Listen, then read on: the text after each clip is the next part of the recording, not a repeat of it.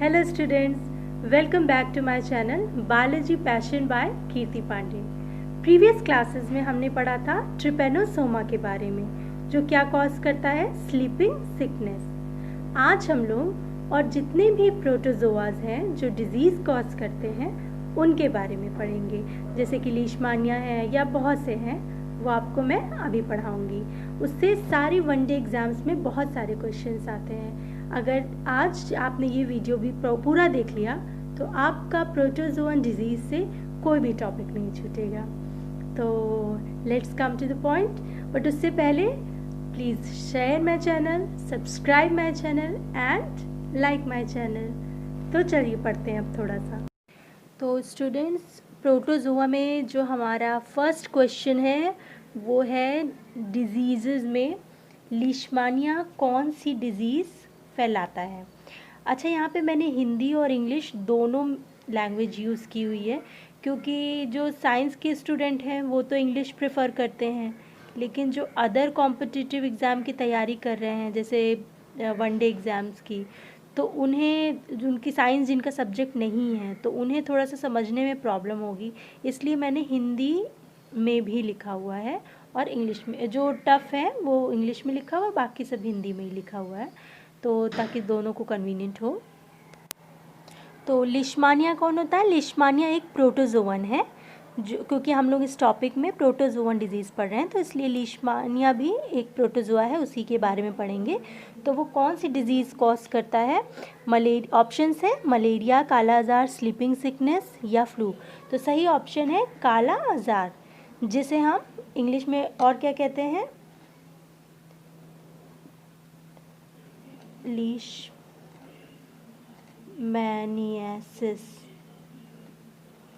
Right. इसे हम क्या कहते हैं? लीशमैनियासिस। तो क्योंकि वो सेम सिमिलर है तो इसे तो समझने में, अगर एग्ज़ाम में लीशमैनियासिस ऑप्शन आ जाता है तो आप देखते टिक कर देंगे, क्योंकि ये तो सेम सिमिलर है काफ़ी, तो कोई कन्फ्यूजन ही नहीं होगी। लेकिन अगर हिंदी का काला आजार आ जाता है तो आपको याद रखना है कि वो लीशमानिया कॉज करता है। ओके, तो नेक्स्ट क्वेश्चन पे चलते हैं।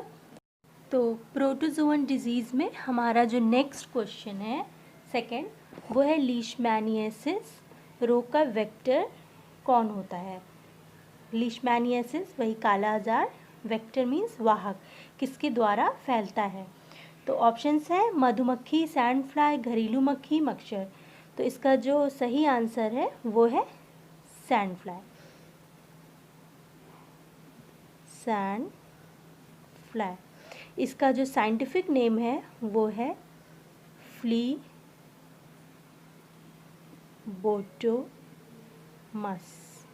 फ्लीबोटोमस। ये इसका साइंटिफिक नेम है। साइंटिफिक नेम के नीचे अंडरलाइन करना होता है। तो फ्लीबोटोमस इसका सैंड फ्लाई का की वजह से हमारी बॉडी में, देखिए सबसे पहले जो लीशमैनिया होता है, मान लीजिए ये जो जैसे लीशमैनिया है, ये इसका न्यूक्लियस हो गया, ये लीशमैनिया है, तो इस इन्फेक्शन हुआ, इस इन सैंड फ्लाई में इसने प्रोटोजोआ इन्फेक्शन हुआ। फिर जब ये सैंड फ्लाई ब्लड सकिंग होती है, ये क्या होती है? ब्लड सकिंग, यानी कि ये खून पीती है, जैसे कि मॉस्किटो।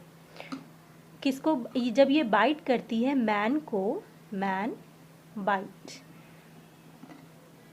जब ये मैन को बाइट करती है तो मैन की बॉडी में क्या आ जाता है? ये प्रोटोजोआ आ जाता है मैन की बॉडी में। तो उससे मैन की बॉडी में क्या हो जाता है? काला आजार। ठीक, तो लीशमैनिया एक प्रोटोजोआ है, उससे जो बीमारी फैलती है उसका नाम है लीशमैनियासिस। वो लीशमैनियासिस को हिंदी में काला आजार कहते हैं। उसका वेक्टर होती है सैंड फ्लाई, फ्लीबोटोमस एक मक्खी, ब्लड सकिंग मक्खी, और ये जब मैन को काटती है तो उसे मैन को काला आजार हो जाता है। ये लिवर पे, स्प्लीन पे अफेक्ट करती है और बॉडी लिप्स पे इफ़ेक्ट करती है, लेजन्स हो जाते हैं बॉडी में, चकत्ते पड़ जाते हैं, बॉडी ब्लैक सी होने लगती है। में भी देसी भाषा में इसीलिए उसको काला आजार लोगों ने नाम दिया, क्योंकि इससे बॉडी में बहुत से चकत्ते लेजन्स पड़ जाते हैं, लिप्स ब्रॉड हो जाते हैं इस वजह से। Now let's come to the third question of protozoan disease. Malaria कौन फैलाता है? हमारा ऑप्शन है plasmodium vivax, plasmodium falciparum, plasmodium ovale या ऑल ऑफ द अबव। तो सही करेक्ट आंसर है ऑल ऑफ द अबव। ये सारी प्लाज्मोडियम की स्पीशीज़ हैं, वाइवेक्स, फैल्सीपेरम एंड ओवेल। ये सारी स्पीशीज़ मलेरिया कॉज करती हैं और इनका इंक्यूबेशन टाइम पीरियड भी पूछ लेते हैं। तो वाइवेक्स का जो इंक्यूबेशन पीरियड है वो है 14 डेज़। ओवेल का जो इंक्यूबेशन पीरियड है वो भी 14 डेज़ और फैल्सीपेरम का जो है इंक्यूबेशन पीरियड वो है 12 डेज़। ओके, तो वाइवेक्स 14, ओवेल 14 और फैल्सीपेरम का 12 डेज़ है। ये सारी स्पीशीज़ क्या होती हैं? मलेरिया कॉज करती हैं। नेक्स्ट फोर्थ क्वेश्चन है, प्लाज्मोडियम मैन को किस स्टेज में इन्फेक्ट करता है? तो किस स्टेज में इन्फेक्ट करता है? ऑप्शंस हैं गमीटोसाइट, स्पोरोजॉइट, बोथ या नन। तो किस स्टेज में इन्फेक्ट करता है? स्पोरोजॉइट्स। स्पोरोजॉइट्स स्टेज में वो मैन की भी बॉडी में आता है। जब मॉस्किटो इसे बाइट करता है तो मैन सबसे पहले फीमेल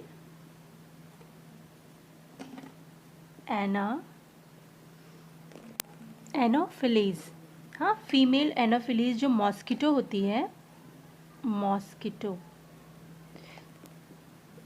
जब प्लाज्मोडियम प्रोटोजोआ प्लाज्मोडियम का इन्फेक्शन फीमेल मॉस्किटो एनोफिलीज में होता है तो उसके बाद इसकी बॉडी में चेंजेस आते हैं, गेमीटोसाइट फेज बनती है बहुत सारे। फिर ये मैन को जब बाइट करती है, मैन ये बाइट्स करती किसको? मैन को। तो मैन की बॉडी में ये किस फॉर्म में जाता है? स्पोरोजॉइट फॉर्म में जाता है। ओके, और यहाँ से वो आरबीसी यानी कि रेड ब्लड सेल पे अटैक करता है। फिर ये बनाता है लिवर, सबसे पहले लिवर सेल्स में जाता है और वहाँ से क्या करता है? ये लिवर सेल्स में जाके वो ब्लड स्ट्रीम में मल्टीप्लाई करता है। क्या बनाता है? मीरोजॉइड सेल बनाता है। वहाँ से क्या बनाता है? उसके बाद मीरोजॉइड सेल्स बनाता है। फिर वो शाइजोन्स बनाता है, उसको शाइजोन्स कहते हैं। तो मेनली आपको ये याद रखना है कि सबसे ये बहुत इंपॉर्टेंट क्वेश्चन है, अक्सर पूछते हैं कि मैन की बॉडी में किस फॉर्म में जाता है, तो वो स्पोरोजॉइट में जाता है। जो मैन की बॉडी में इस प्लाज्मोडियम का एसेक्सुअल रिप्रोडक्शन होता है। कैसा होता है? एसेक्सुअल। और इसकी बॉडी में, मॉस्किटो एनोफिलीज की बॉडी में। सो नेक्स्ट फिफ्थ क्वेश्चन है हमारा, मैच द फॉलोइंग। तो इसमें हमें इसको सही से मिलाना है। तो सबसे पहला है ए है प्लाज्मोडियम एसेक्सुअल स्टेज किस में होती है? एसेक्सुअल स्टेज होती है मैन में, ठीक। फिर सेकंड है सेक्सुअल फेज, जो प्लाज्मोडियम प्रोटोजोआ है उसकी सेक्सुअल फेज होती है एनोफिलीज मॉस्किटो में, right. Then signet ring stage, ये बहुत इम्पॉर्टेंट है। सिग्नेट रिंग स्टेज ये किस में होती है? RBC of man. आरबीसी का फुल फॉर्म है क्या है? रेड ब्लड कॉर्पसेल्स, यानी कि लाल रुधिर कोशिकाएं। तो आरबीसी ऑफ मैन, मैन में ये कौन सी स्टेज में होता है? सिग्नेट रिंग स्टेज में। किसमें? ब्लड सेल्स में होता है मैन के। और शाइजोन स्टेज कहाँ पे होती है? लिवर सेल में, ठीक। नेक्स्ट क्वेश्चन है हमारा, प्रोटोजोअन डिजीज़ में स्लीपिंग सिकनेस कौन फैलाता है? स्लीपिंग सिकनेस कौन फैलाता है? ऑप्शंस हैं सैंड फ्लाई, फ्लीबोटोमस, प्लाज्मोडियम, ट्रिपैनोसोमा। इससे पहले मैंने एक डिटेल्ड वीडियो बनाया हुआ है, अगर आपने वो देखा होगा तो इसका आंसर आपको ज़रूर पता होगा। इसका आंसर है ट्रिपैनोसोमा। ट्रिपैनोसोमा की ट्रिक भी थी, सोमा से आता है सोना, और सोना जिस डिजीज़ में सोते सोते पेशेंट मर भी सकता है उसे कहते हैं स्लीपिंग सिकनेस। ओके, तो इससे हमेशा याद रखिएगा। यहाँ सैंड फ्लाई और फ्लीबोटोमस एक ही है, सैंड फ्लाई को ही साइंटिफिक नेम उसका फ्लीबोटोमस है, और प्लाज्मोडियम से तो आप जानते ही हैं मलेरिया होता है। और ट्रिपैनोसोमा किस में होता है? सीसी फ्लाई उसका वेक्टर होता है, और ये क्या कॉज करता है मैन में? Sleeping sickness. ट्रिपैनोसोमा प्रोटोजोआ का इन्फेक्शन जब किसी उसमें होता है, ट्रिपैनोसोमा जब किसी सीसी फ्लाई में इन्फेक्शन होता है, सीसी फ्लाई का जो साइंटिफिक नेम है वो है ग्लॉसिना पैलिस। ओके, तो ये जब किसी ग्लॉसिना पैलिस या सीसी फ्लाई में, इसका टीएसी इसको सीसी प्रोनाउंसिएट करते हैं, ट्रिपैनोसोमा इसमें इन्फेक्ट करता है, और फिर जो ये वेक्टर है ये जब मैन के बॉडी में जाती है या मैन को बाइट करती है, तो मैन के बॉडी में कौन सा डिजीज़ कॉज करती है? ये sleeping sickness. Okay, sleeping sickness cause करती है। फिर इसके बाद फिर हम बात करेंगे इस डिज़ीज़ में होता क्या है।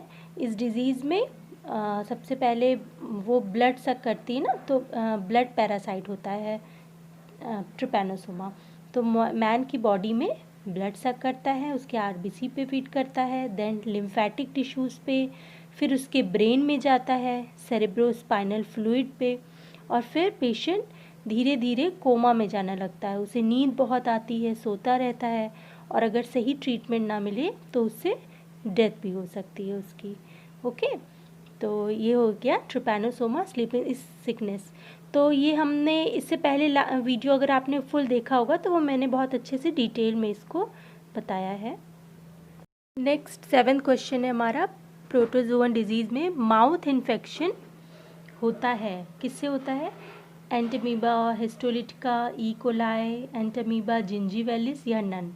तो इसका जो सही ऑप्शन है वो है एंटामीबा जिंजीवेलिस। ये हमारे माउथ में पहुंचकर इन्फेक्शन फैलाता है। एंटामीबा हिस्टोलिटिकल क्या होता है? ये जो डिजीज़ फैलाता है उसको कहते हैं अमीबाइसिस।